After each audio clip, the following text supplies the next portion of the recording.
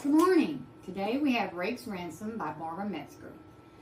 This is one of Miss Metzger's earlier works, published in 1989. It's only about her fourth or fifth novel, so bear that in mind when I'm giving my reviews. This is a fun story. A typical marriage of convenience. Boy meets girl and are caught in somewhat of a compromising situation.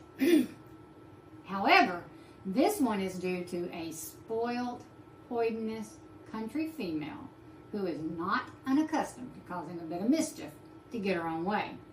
However, this time she has mistaken a stranger for an old friend she hasn't seen in 10 years. Please, your lordship, go on, I'll tie your horse, the boy offered. There's no need, Baron will wait. What's your name, lad? Jason, my lord, the youngster answered. When Lee entered the cottage, he was met with a skinny old man with weathered skin, crouched at the table, pointing a gun at him. Please have a seat, my lord, the boy said, coming around from behind, the hat shielding the lad's face.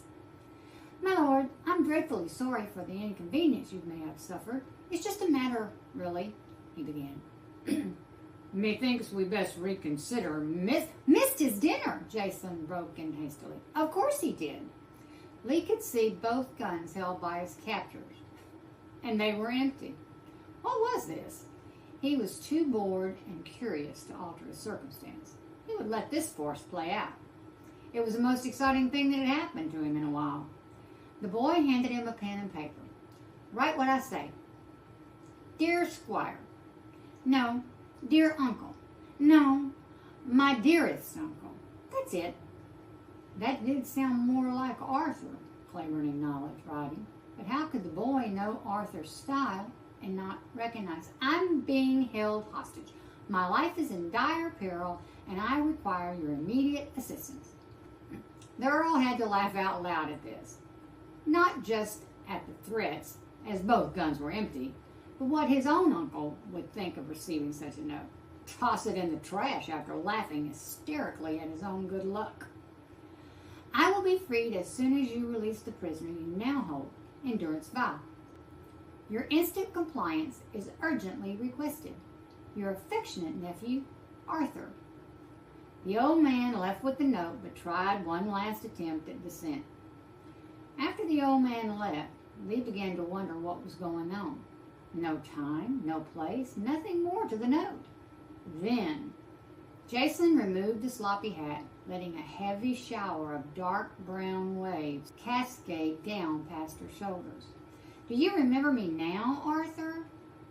Remember her? The Earl could barely remember to breathe. No, if he had ever seen this girl, he would never have forgotten her.